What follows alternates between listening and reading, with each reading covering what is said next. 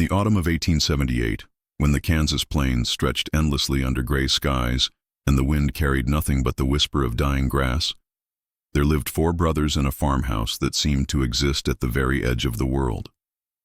The land around their home was flat and featureless, broken only by the occasional windmill turning slowly against the horizon, and it was in this vast emptiness that something began to stir that would challenge everything the local people thought. They knew about the nature of human existence. The brothers were known simply as the Weaver Boys, though their given names, Samuel, Joshua, Caleb, and Ezra, were rarely spoken aloud by the neighboring families who farmed the surrounding sections of prairie. At first glance, they appeared to be nothing more than ordinary farm children, ranging in age from perhaps 8 to 14 years old, with the sun-weathered skin and calloused hands that marked all who worked the unforgiving Kansas soil. Their father, Thomas Weaver, had claimed a homestead 3 miles outside the small settlement of Cedar Hollow, building his modest wooden house and barn with his own hands and settling into the rhythms of prairie life that had sustained countless families before him. But there was something about these 4 boys that made the horses nervous when they passed by on the dirt road that connected their farm to the outside world. Cattle would gather at the far end of pastures when the brothers walked through their fields, pressing against the farthest fence posts with their eyes rolling white and their breath coming in sharp, anxious snorts. Even the dogs that roamed free around most prairie homesteads would fall silent when the Weaver Boys appeared, slinking away with their tails low and their ears pressed flat against their heads, as if they sensed something that human senses could not detect. The neighbors began to notice these things gradually, the way prairie people learned to read the subtle signs that preceded storms or drought. Martha Hendricks, whose family farmed the section closest to the Weavers, was the first to put words to what everyone was beginning to feel. She mentioned to her husband one evening, as they sat on their porch watching the sunset paint the endless sky in shades of orange and red, that something about those boys made her skin crawl in a way she could not explain. They moved differently than other children, she said, too quietly and with too much purpose, as if they were always aware of being watched, even when no one else was around. The feeling spread through the small community like ripples on a pond, touching each family in turn until even the children began to sense that the Weaver Boys were somehow different from themselves. When the prairie children gathered for the occasional church social or barn raising, they would naturally form groups for games and conversation, but the 4 brothers would stand apart, not excluded, but somehow separate, watching the other children, with expressions that seemed too knowing for their young faces. They rarely spoke to anyone outside their family, and when they did, their voices carried a strange quality that made listeners feel as though they were hearing an echo of something much older and more complex than simple childhood conversation. Sychar. Local preacher, Reverend Samuel Morrison, made several attempts to visit the Weaver family and encourage their participation in church services, but each visit left him more troubled than the last. The boys would sit perfectly still during his conversations with their parents, their eyes fixed on him with an intensity that made him forget his words and stumble over prayers he had recited thousands of times before. Their mother, a thin woman named Rebecca, who seemed to age years between each of his visits, would apologize for her son's silence by explaining that they were simply shy around strangers, but the Reverend could see in her eyes a fear that went much deeper than maternal concern for socially awkward children. The storekeeper in Cedar Hollow, William Chen, began to dread the family's monthly trips to town for supplies. The boys would follow their father through the store in single file, never touching anything or asking for candy like normal children, but somehow their presence made the familiar space feel cramped and airless. Other customers would find excuses to leave quickly when the Weaver family arrived, and Chen noticed that items on his shelves would sometimes be found rearranged after their visits, organized in patterns that served no practical purpose but that struck him as somehow significant, in ways he could not understand. Dr. Harrison Wells, the circuit physician who served the scattered homesteads of the region, had occasion to examine the brothers during a diphtheria outbreak that swept through the area in the winter of 1878. He found them to be physically healthy in every measurable way, but his examination left him with a collection of observations that he recorded in his private journal, but never included in any official medical reports. The boys' vital signs were all identical: their heart rates, their breathing patterns, even the temperature of their skin seemed synchronized in ways that defied medical explanation. Most disturbing was his notation that they seemed to respond to his questions before he finished asking them, as if they shared not only physical characteristics but some form of collective consciousness that allowed them to anticipate events before they occurred. As winter gave way to spring and the prairie began to show the first green shoots of new grass, the whispers about the Weaver boys evolved from mere gossip into something approaching genuine fear. Families began to alter their travel routes to avoid passing too close to the Weaver homestead, and children were instructed never to play alone in areas where they might encounter the strange brothers. The mail carrier, a veteran of frontier life who prided himself on his ability to handle any situation the prairie might present, began to leave the Weaver family's correspondence at the crossroads a half-mile from their house rather than delivering it directly to their door.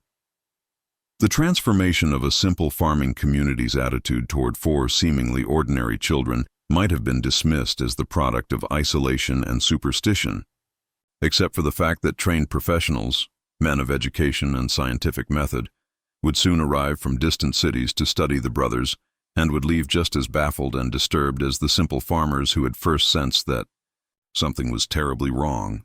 These learned men would bring with them instruments of measurement and theories of human behavior, but they would discover that some mysteries resist explanation, and that there are aspects of existence that science has not yet learned to comprehend. The spring of 1879 brought with it the kind of changes that prairie people had learned to fear more than the obvious dangers of storms and drought. It started with small things that might have been coincidences if they had happened individually, but which formed a pattern of disturbance that seemed to center on the Weaver homestead, like ripples spreading outward from a stone dropped into still water. Martha Hendricks was hanging her wash on the line behind her house when she first noticed that the corn in the field closest to the Weaver property had begun to change color, the bright green stalks fading to a sickly yellow that spread inward from the border between the two farms. Her husband investigated the affected area, expecting to find evidence of some plant disease or insect infestation, but the dying corn showed no signs of any natural cause for its deterioration. The roots were healthy, the soil showed adequate moisture, and there were no insects or fungal infections that could account for the mysterious blight that seemed to advance a few more rows each day. What made the situation even more disturbing was the discovery that the corn was dying in a perfectly straight line that corresponded exactly to the property boundary between the Hendricks and Weaver farms. On one side of an invisible demarcation, the corn grew tall and healthy, while on the other side, it withered and blackened as if touched by an unseasonable frost. The line was so precise that individual stalks could be healthy on one side while their neighbors, only inches away, curled and died without apparent cause. Other families began reporting similar phenomena on their own properties. The Pattersons found that their vegetable garden, which had flourished for 3 seasons running, suddenly refused to produce anything edible. Tomatoes would grow to full size but would be hollow inside, as if something had consumed their substance from within. Potatoes dug from the ground would crumble to dust at the first touch, and bean plants would produce pods that contained nothing but empty shells. Like the Hendricks corn, the Patterson garden's problems seemed to correlate with its proximity to the Weaver land, affecting crops in direct proportion to their distance from the boundary line. The livestock situation grew more serious as the weeks passed. Cattle that had always grazed peacefully in pastures adjacent to the Weaver property began to refuse to enter those areas entirely, gathering instead at the far corners of their enclosures and lowing in distress whenever the wind carried scents from the direction of the brothers' home. Several cows died suddenly without showing signs of illness, and the local veterinarian who examined their remains could find no cause of death beyond noting that their blood had an unusual consistency and color that he had never observed in his 20 years of practice. The horses presented an even more dramatic problem. These animals, bred for strength and reliability in the harsh prairie environment, would rear and bolt when forced to approach the road that led past the Weaver homestead. 2 different families lost valuable draft horses when the animals injured, themselves trying to escape harnesses rather than pull wagons along that particular stretch of road. The mail carrier was forced to make a wide detour around the area after his horse refused to continue past a certain point, trembling and sweating as if it had encountered some predator that human senses could not detect. But it was the behavior of the local children that provided the most disturbing evidence that something unnatural was occurring in connection with the Weaver brothers. Young ones who had never shown fear of anything the prairie could offer began to wake screaming from nightmares they could not clearly describe. They spoke of dreams in which they heard voices calling to them from underground, speaking in languages that sounded familiar but contained no words they could understand.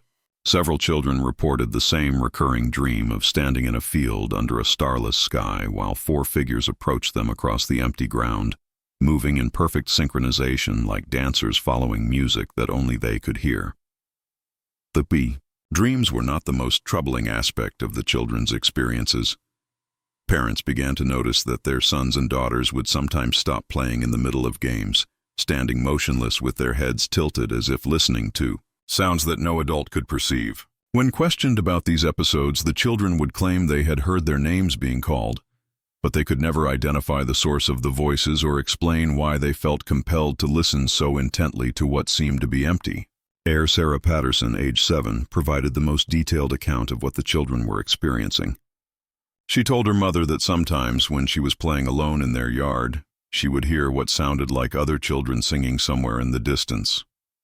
The songs were not melodies she recognized from church or school, but they seemed to pull at something deep inside her chest, making her want to walk toward the sound even though she knew she was supposed to stay close to the house. When her mother asked her to hum one of these mysterious songs, Sarah's attempt produced sounds that made every adult who heard them feel deeply uncomfortable, though none could explain exactly why the child's innocent voice should inspire such unease.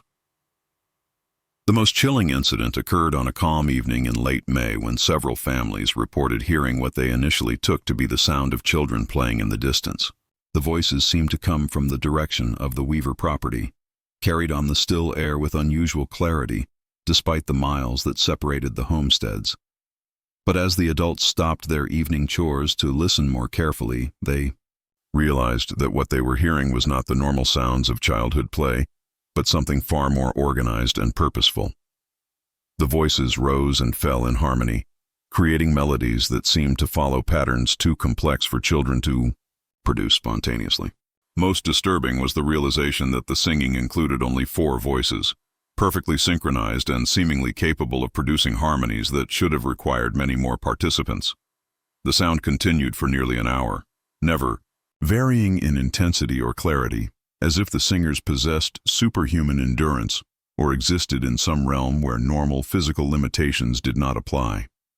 When the singing finally stopped, the silence that followed seemed deeper and more oppressive than anything the prairie settlers had ever experienced. Even the constant prairie wind seemed to have died away, leaving an absence of sound so complete that families found themselves whispering in their own homes, afraid that normal conversation might somehow disturb whatever force had been responsible for the eerie concert. That night, more children than ever woke screaming from dreams they could not describe, and several parents reported finding their sons and daughters standing at bedroom windows, staring out into the darkness toward the Weaver homestead with expressions of longing that seemed far too mature for their young faces. The summer of 1879 brought with it a plague that would test every assumption the people of Cedar Hollow had made about life, death, and the natural order of existence. The disease arrived without warning on a supply wagon from Kansas City, carried by a merchant who had seemed healthy when he began his journey but who collapsed and died within hours of reaching the small prairie settlement. What followed was a nightmare of fever, delirium, and death that claimed nearly a third of the population before running its course and disappearing as mysteriously as it had arrived. The illness struck with a speed and ferocity that left the community's limited medical resources completely overwhelmed. Dr. Wells, making his monthly circuit through the scattered homesteads, found himself racing from one desperate family to another, but his medicines and treatments seemed powerless against the disease's relentless advance. Children would go to bed apparently healthy and be found burning with fever by morning. Adults in the prime of life would be reduced to delirious invalids within a matter of days. The elderly and infirm had no chance at all, succumbing so quickly that families barely had time to send for help before finding themselves planning funerals. The symptoms followed a consistent and terrifying pattern. Victims would first complain of a profound exhaustion that seemed to drain them of all energy and motivation. This would be followed by fever so intense that it seemed to consume them from within, leaving their skin hot and dry to the touch while their eyes took on a glassy, unfocused quality that suggested their minds were no longer fully present in their suffering bodies. In the final stages, those afflicted would begin to speak in voices that their families did not recognize, using words and phrases that made no sense but that carried an urgency that suggested they were trying to communicate something of vital importance before the disease claimed them entirely. The Patterson family lost 3 members in a single week. The Hendricks buried 2 children and a grandmother. The storekeeper, William Chen, watched helplessly as his wife and infant son succumbed, despite every remedy he could obtain from his stock of patent medicines and folk cures. By the end of July, fresh graves outnumbered living residents in Cedar Hollow, and the survivors moved through their daily routines with the hollow-eyed desperation of people who knew that they might be next to join the growing collection of wooden crosses that marked the community's new cemetery. But in the midst of this devastation, one family remained completely untouched by the plague that had brought such terror to their neighbors. The Weaver household showed no signs of illness, despite living in the same environment and breathing the same air that had proven fatal to so many others. Thomas and Rebecca Weaver continued their daily routines as if nothing unusual was occurring, and their 4 sons maintained their strange, synchronized behavior without showing any symptoms of the disease that was decimating the population around them. Dr. Wells, driven by scientific curiosity and desperate hope that the Weaver family might possess some natural immunity that could be studied and replicated, made several visits to their homestead during the height of the epidemic. What he found there challenged every principle of medicine and public health that he had learned during his years of training and practice. The family not only showed no signs of current illness, but appeared to have never suffered from any disease at all. Their medical history, as related by the parents, included no childhood illnesses, no injuries that had failed to heal properly, and no evidence of the minor ailments that affected every human being throughout the course of a normal lifetime. When Dr. Wells examined the 4 brothers, he discovered physical characteristics that defied medical explanation. Their pulse rates were not only identical to each other, but remained constant regardless of physical activity or emotional state. Their breathing patterns synchronized perfectly, rising and falling in harmony as if controlled by a single set of lungs. Most disturbing of all, their body temperatures were several degrees below normal, yet they showed no signs of hypothermia or circulatory problems that should have accompanied such readings. The doctor's attempts to collect blood samples for analysis revealed another impossibility. When he made small incisions in their fingers, the wounds healed almost immediately, closing without scarring and leaving skin that appeared never to have been damaged. The few drops of blood he managed to collect had an unusual consistency and color that reminded him more of tree sap than human blood, and when he attempted to examine these samples under his microscope, he found cellular structures that bore no resemblance to anything he had studied in medical school. As the epidemic continued to claim lives throughout the community, the Weaver family's immunity became a source of suspicion and fear rather than hope. Neighbors who had initially looked to them for answers or assistance began to whisper that their health was somehow connected to the suffering of others, as if they were drawing strength from the disease that was killing their friends and neighbors. Some suggested that the brothers were not human at all, but were some form of supernatural entity that fed on human misery and death. The whispers grew louder when several dying residents reported visions of the 4 brothers standing at the foot of their beds during their final moments, though family members who maintained constant vigils swore that no visitors had entered the sick rooms. These deathbed sightings followed a consistent pattern. The afflicted would suddenly become alert and focused, staring at a specific area of the room while speaking to figures that only they could see. They would carry on conversations with these invisible visitors, often expressing gratitude or relief, before lapsing back into unconsciousness for the final time. Martha Hendricks, one of the few adults to survive the plague, later testified that she had experienced such a vision during the height of her illness. She described seeing the 4 Weaver boys standing at the foot of her bed, not as threatening presences but as guides or escorts who had come to help her make a choice about her future. In her fevered state, she felt that they were offering her the opportunity to join them in some form of existence that transcended normal human limitations, but that accepting their offer would mean abandoning everything she had ever known about herself and her place in the world. When the epidemic finally burned itself out in early August, leaving the surviving residents of Cedar Hollow to bury their dead and attempt to rebuild their shattered community, the Weaver family remained exactly as they had been before the crisis began. The brothers showed no signs of having been affected by the trauma that had transformed their neighbors' lives, displaying the same eerie synchronization and otherworldly awareness that had marked their behavior since their first appearance in the area. Their apparent immunity to suffering of any kind had evolved from a curious anomaly into something that struck the survivors as fundamentally wrong, a violation of the natural laws that governed human existence and a challenge to everything they believed about the relationship between life and death. The autumn of 1879 marked the beginning of a series of disappearances that would transform the already fearful atmosphere surrounding the Weaver brothers into something approaching genuine terror. What had started as whispered suspicions about the family's unnatural characteristics evolved into a desperate conviction that anyone who investigated too closely or asked too many questions would simply cease to exist, erased from the world as completely as if they had never been born.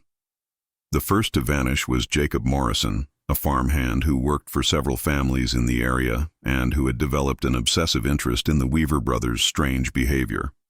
Morrison was known throughout the community as a practical man with little patience for superstition or unexplained phenomena, which made his growing fixation on the mysterious family all the more unsettling to those who knew him. He had begun spending his free time observing the Weaver homestead from a distance, making careful notes about the family's daily routines and the peculiar way the four boys seemed to move and act as a single entity. Morrison's investigations had revealed patterns that he found impossible to explain through normal means. He documented that the brothers always emerged from their house at exactly the same time each morning, walked to their various chores in identical formations, and returned to the house each evening at precisely sunset regardless of the season or weather conditions. Most disturbing was his observation that they never seemed to eat, drink, or perform any of the bodily functions that should have been necessary for children of their apparent ages. On a gray October morning, Morrison announced his intention to approach the Weaver property directly and attempt to speak with the brothers face to face. He had convinced himself that there must be some rational explanation for their behavior, and that close observation would reveal the truth behind the mystery that had consumed his thoughts for months. Several neighbors tried to dissuade him, warning that his curiosity might lead him into danger he could not anticipate. But Morrison dismissed their concerns as the products of prairie superstition and ignorance. He was last seen walking down the dirt road that led to the Weaver homestead, carrying a notebook and pencil and moving with the determined stride of a man who believed he was about to solve a puzzle that had baffled an entire community. When he failed to return that evening, a search party was organized, but they found no trace of Morrison anywhere on the Weaver property or in the surrounding prairie. His notebook was discovered the following day, lying open beside the road about halfway to the homestead, but every page was completely blank despite the fact that witnesses had seen him writing in it just days before his disappearance. The Weaver family, when questioned about Morrison's visit, claimed to have no knowledge of his presence on their property and seemed genuinely puzzled by the suggestion that he might have been investigating their activities. Their responses were polite but unhelpful, and their demeanor suggested either complete innocence or a level of deceptive skill that seemed impossible for simple farming people to possess.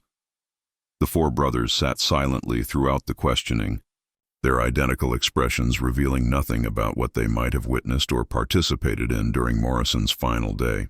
The second disappearance followed so closely on the first that even the most skeptical residents began to accept that a pattern was emerging. Miss Eleanor Hartwell, the schoolteacher who had been documenting the strange dreams and behavioral changes affecting the local children, announced her intention to conduct a formal study of the phenomena surrounding the Weaver family. Miss Hartwell was an educated woman who had come to Kansas from Boston, bringing with her a scientific approach to problem solving that had earned the respect of the entire community. Her research had uncovered disturbing evidence that the children's nightmares and behavioral changes were not random occurrences, but were following a predictable progression that seemed designed to gradually alter their fundamental nature. She had traced connections between the intensity of the dreams and the proximity of the dreamers to the Weaver property, and had begun to develop theories about the mechanism by which the brothers might be exerting their influence over the local population.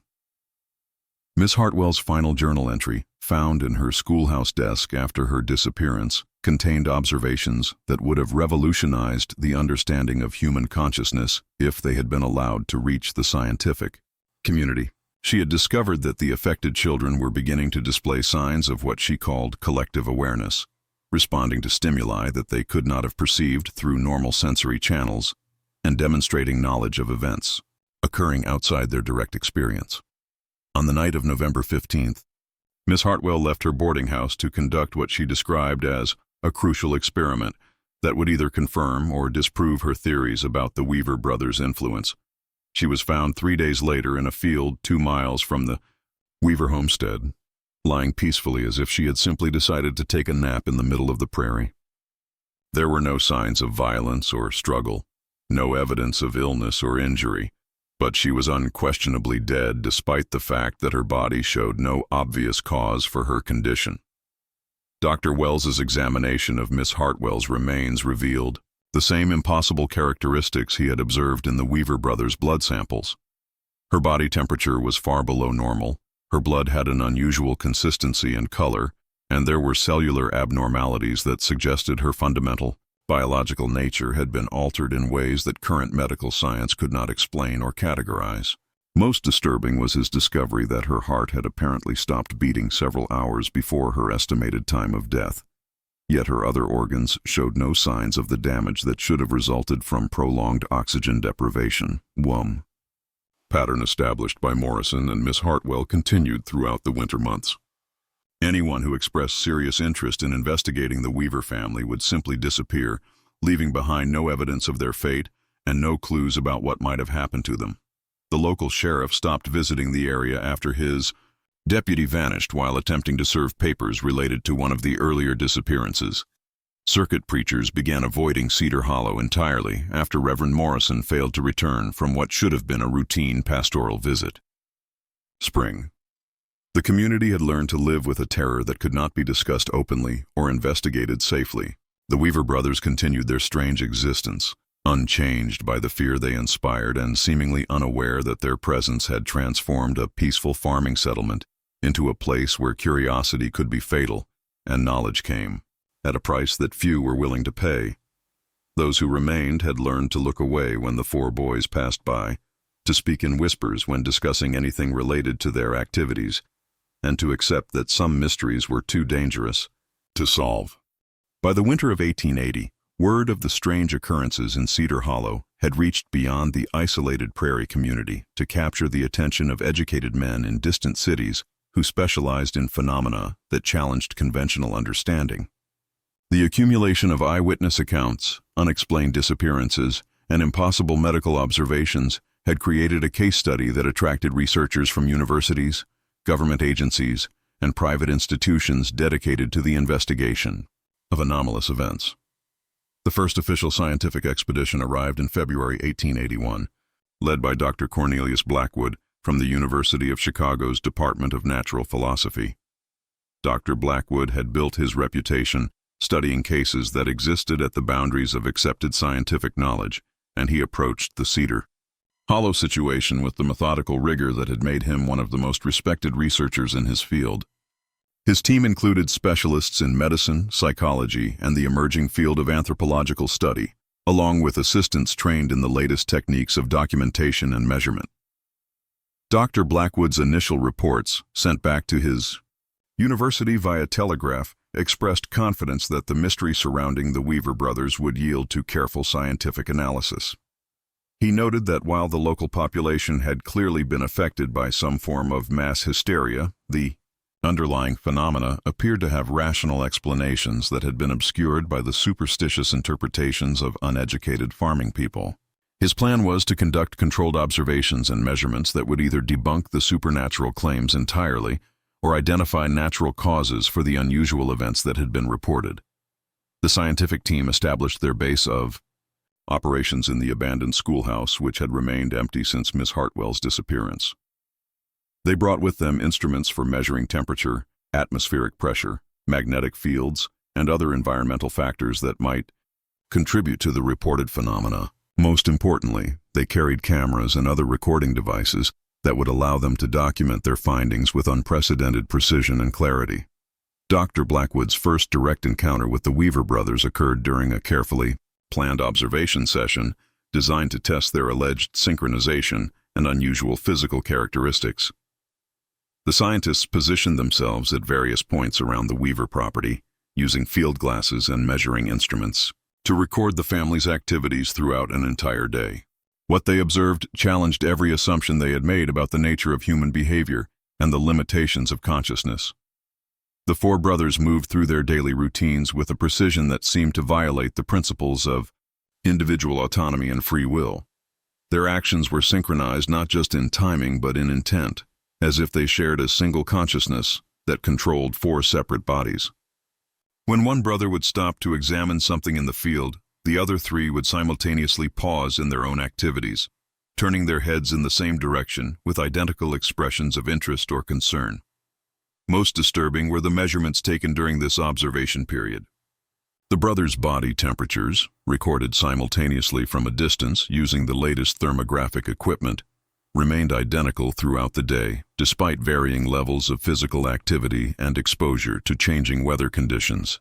Their pulse rates, monitored through sensitive acoustic instruments, showed perfect synchronization that never varied by more than a few beats per minute. Even their breathing patterns remained coordinated, creating a rhythm that suggested they were sharing not just thoughts and intentions, but the basic biological functions that should have been controlled by individual nervous systems. Dr. Blackwood attempted to conduct direct interviews with the family, but these sessions produced results that left his team more confused than enlightened. The brothers would respond to questions in perfect unison, their voices blending to create harmonies that seemed impossible for children of their apparent ages to produce. When asked to speak individually, they would take turns answering, but their responses were clearly parts of a larger conversation that transcended the boundaries of individual personality and knowledge. The blood samples that Dr. Blackwood collected from the brothers revealed abnormalities that challenged fundamental principles of human biology. Under microscopic examination, their blood cells showed structural characteristics that bore no resemblance to normal human specimens. The cellular organization suggested a level of complexity and purposeful design that seemed more appropriate to artificial constructs than to naturally evolved biological systems. Most puzzling was the discovery that samples taken from different brothers were not just similar, but were absolutely identical at the molecular level, as if they had been drawn from a single organism rather than from four separate individuals. The psychological evaluations conducted by Dr. Margaret Foster, the team's specialist in mental health, produced results that forced her to question her understanding of consciousness itself. The brothers demonstrated perfect telepathic communication, responding to thoughts and intentions that had not been expressed verbally or through any observable physical cues. They possessed knowledge of events and information that they could not have acquired through normal sensory channels, including details about the personal lives of people they had never met and historical facts about periods before their birth. Dr. Foster's attempts to separate the brothers for individual evaluation met with passive but absolute resistance. When removed from each other's presence, they would become completely unresponsive, sitting in perfect stillness with their eyes closed and their breathing reduced to barely detectable levels. They remained in this state of suspended animation until reunited with their siblings, at which point they would immediately return to their normal synchronized behavior without any apparent memory of the separation period. The breaking point for the scientific expedition came during Dr. Blackwood's attempt to conduct what he called controlled stimulus testing, designed to measure the brothers' responses to various environmental changes and physical challenges. The tests began with simple exercises intended to evaluate their reflexes and coordination, but as the experiments became more invasive and demanding, something fundamental began to change in the atmosphere around the testing site. The electromagnetic instruments that the team used to monitor environmental conditions began registering readings that defied calibration, showing energy levels and field fluctuations that should have been impossible in a rural farming area. The temperature around the brothers began to drop despite the presence of heating equipment, and several team members reported feeling dizzy and disoriented whenever they remained too close to the subjects for extended periods. The final experiment, intended to measure the brothers' pain responses and healing capabilities, ended in disaster when Dr. Blackwood attempted to take tissue samples for laboratory analysis. The moment his scalpel made contact with the first brother's skin, all four boys began to emit a sound that was felt rather than heard, a vibration that seemed to resonate in the bones and organs of everyone present. The scientific equipment malfunctioned simultaneously, cameras stopped working, and the carefully maintained records of the expedition's findings began to disappear from notebooks and recording devices as if the information itself was being systematically erased. Dr. Blackwood's final telegram to his university, sent just hours before the expedition's hasty departure from Cedar Hollow, contained only the words, "Investigation terminated. Phenomena beyond scientific analysis. Recommend immediate classification restrictions."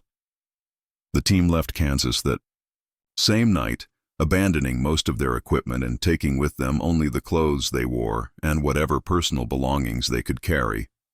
None of them ever spoke publicly about their experiences, and the official university records of the expedition were sealed indefinitely under the authority of federal agencies whose involvement was never explained or acknowledged.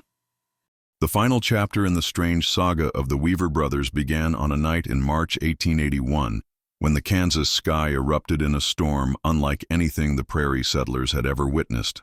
Lightning split the darkness in sheets of blue-white fire, while thunder rolled across the endless grassland with a violence that seemed to shake the very foundations of the earth. The wind howled with voices that sounded almost human, carrying with it the scent of ozone and something else, something that reminded those who smelled it of deep underground places where no human foot had ever tread. Thomas Henderson, whose farm bordered the Weaver property, was awakened by a sound that cut through the storm's fury like a blade through cloth. It was singing, but not the kind of hymn that might be expected from a God-fearing family seeking comfort during a frightening storm. The voices that rose from the direction of the Weaver homestead were too perfectly harmonized, too hauntingly beautiful, and far too loud to be produced by four young boys and their parents. The melody seemed to weave itself into the storm's chaos, transforming the random violence of wind and thunder into something that felt purposeful and directed. Henderson pulled on his boots and coat, driven by a compulsion he could not resist, to witness whatever was occurring at his neighbor's home. As he made his way across the muddy fields, fighting against wind that seemed determined to push him back, he began to see lights moving through the darkness around the Weaver house. But these were not the warm yellow glow of oil lamps or the flickering orange of firelight. Instead, they pulsed with colors that had no names, shifting between hues that seemed to exist outside the normal spectrum of human vision. When Henderson reached a position where he could observe the Weaver homestead directly, what he saw challenged every assumption he had made about the nature of reality itself. The house stood exactly where it had always been, but it seemed to exist in multiple dimensions simultaneously, flickering between solid reality and something that looked more like a reflection in disturbed water. Around the building, figures moved in procession, not just the 6 members of the Weaver family, but dozens of other forms that seemed to drift rather than walk, their shapes constantly shifting between human appearance and something far more ancient and alien. The singing continued throughout the night, growing in complexity and power until it seemed to rival the storm itself in its intensity. Henderson found himself unable to move, transfixed by melodies that spoke to parts of his consciousness that he had never known existed. The music seemed to tell a story without words, describing journeys through realms that existed beyond the physical world and experiences that transcended the limitations of human existence. As the hours passed, he began to understand that he was witnessing not an ending, but a transformation, a moment when the barriers between different forms of reality had become thin enough to allow passage between worlds. At dawn, when the storm finally exhausted itself, and the prairie fell silent. Except for the dripping of water from eaves and fence posts, Henderson discovered that the Weaver homestead had been transformed. The house still stood, but it felt hollow and abandoned, as if its previous occupants had departed so completely that they had taken with them some essential quality that had made the building feel like a place where people actually lived. When he worked up the courage to approach the front door, he found it standing open, revealing an interior that looked as if the family had simply vanished in the middle of their evening meal. The kitchen table was set for 6 people, with plates of food that were still warm to the touch despite the hours that had passed since the storm began.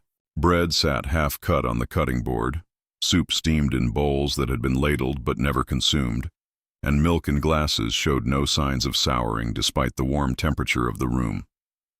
Personal belongings lay scattered throughout the house exactly as they had been left by people who expected to return to them within minutes. Rebecca Weaver's knitting needles were still thrust through partially completed work. Thomas's pipe rested in an ashtray beside his favorite chair, and the 4 brothers' beds were unmade but showed the impressions of bodies that had recently occupied them. The search that followed involved every able-bodied man in the surrounding area, but no trace of the Weaver family was ever found.